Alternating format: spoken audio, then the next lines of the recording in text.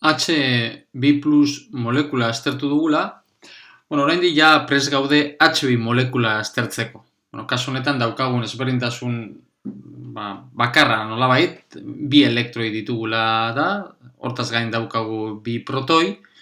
Hori bai, ezaugarri horrengatik Hamiltondarren adierazpena ikusten duzuenez, nahiko zailtzen da. Hementxe daukazu alde batetik, bat elektroiarekin lotutako energia zinetikoa, bi elektroiarekin lotutako energia zinetikoa, bi protoien arteko energia potentziala, bi elektroien arteko energia potentziala, elektroi bat, eta A protoien arteko energia potentziala, bat eta B, bi eta A, eta bi eta B. Hementxe dagoen Hamiltondarra, beste era batean ikusiko dugu, ze azken finean, hauze bera, erlazionatu egin dezakegu, beste atalean H2+ molekulak duen Hamiltondarrarekin. Izatez, hementxe dagoen Hamiltondarra, ondorengo eran adieraz dezakegu.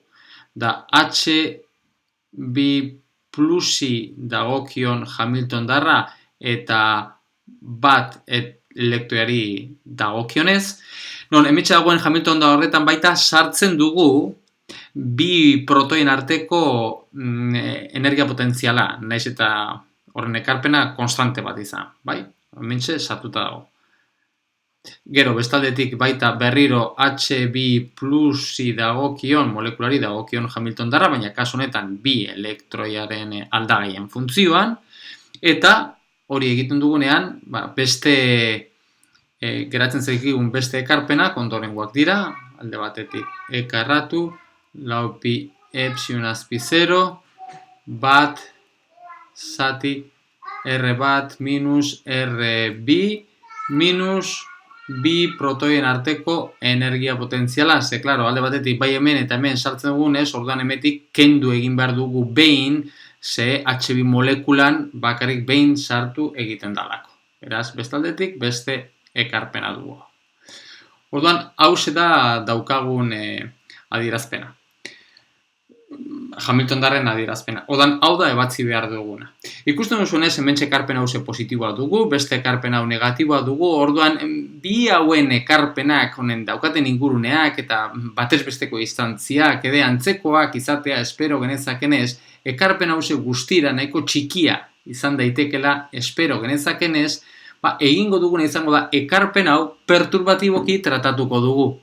Eta aldiz, bi hauen ebatzita dugunez, hauena da gure erreferentzia Hamiltondar bezala kontxiatuko dugu. Beraz, hau izango da gure erreferentzia Hamiltondarra H0 bezala deituko duguna, eta gero bestaldetik hementxe daukagun ekarpena elkarrekintza Hamiltondarren edo elkarrekintza ekarpena kontutan hartuko dugu, eta hause perturbatiboki aztertuko dugu.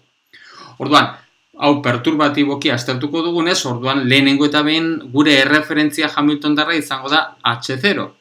Baina H0-ren autofuntzioak ezagutzen ditugu. Azken finean, hau da bat partikulari dagokion, bat elektroiari dagokion H2+en Hamiltondarra, eta hau da bi partikulari dagokion. Orduan, gu badakigu zeintzuk diren partikula bakoitzen o partikula independenteen energiak, hori da beste atalean ere atera ditugunak, badakigu gure hurbilketan, egindako hurbilketan, non bakarrik A eta B-ren zentraturiko, bi protoientan zentraturiko bat ez orbitalak bakarrik kontutan hartzen genituen, bakarrik bi orbital atomikoak ateratzen genituen, alde batetik simetrikoa, eta horrek zeukan energia bajoagoa zen, oinarrizko energia horrekin zegoen lotuta, eta beste aldetik antisimetrikoa.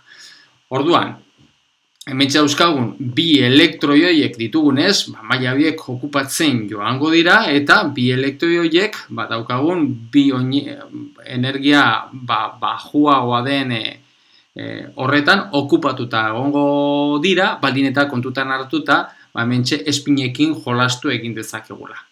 Orduan, honen arabera H0-ren autofuntzioak bai ezagutzen ditugu. Orduan, H0-ren oinarrizko egoera, eta hauxe da hementxe duguna, molekulari dagokion oinarrizko egoera, era honetan izendatuko duguna, izango da HB plusen molekulen funtzioan, ja garatu nituen HB plusen autofuntzioen funtzioan jar dezakegu, ezta? Non hauetxek ziren, egoera simetrikoak dira kasu honetan guri interesatzen zaizkigunak, era honetan adierazten genituen, hau da bat elektroari dagokiona, bestaldetik daukagu uin funtzio berdina bi elektroari dagokionak biak egoera berdinean daudelako, RA, RB, eta hori bai, kontutan hartu behar dugu, hau izango litzateke beraz egoera espaziala, eta gero kontutan hartu behar dugu uin funtzio oso antisimetriko izan behar dela, beraz, espinarekin jolastu egin behar dugu, uin funtzio osoa antisimetrikoa izan behar dela. Baten positiboa, bestea negatiboena, eta hori antisimetrizatu egin behar dugunez, orduan, azkenean, geratzen zaigun espin egoera, da S osoaren 0 balioari dagokion uin funtzioa. Ez da, hemen txadukagun, hau da, S-eren balio izango litzateken, S osoaren balio izango litzateken, eta hemen MS, gora ezazue, hoize dala, plus, minus, plusen adierazpena. Beraz, hau izango litzateke, hurbilketa perturbatibo batean, Hamilton-darren, gure referentzia, HB-ren referentzia Hamilton-darren, uin funtzioa. Eta uin funtzio honekin, gu kalkulatu genezaken, zein izango da, hurbilketa perturbatiboan, zein izango da, HB molekulari dagokion energia.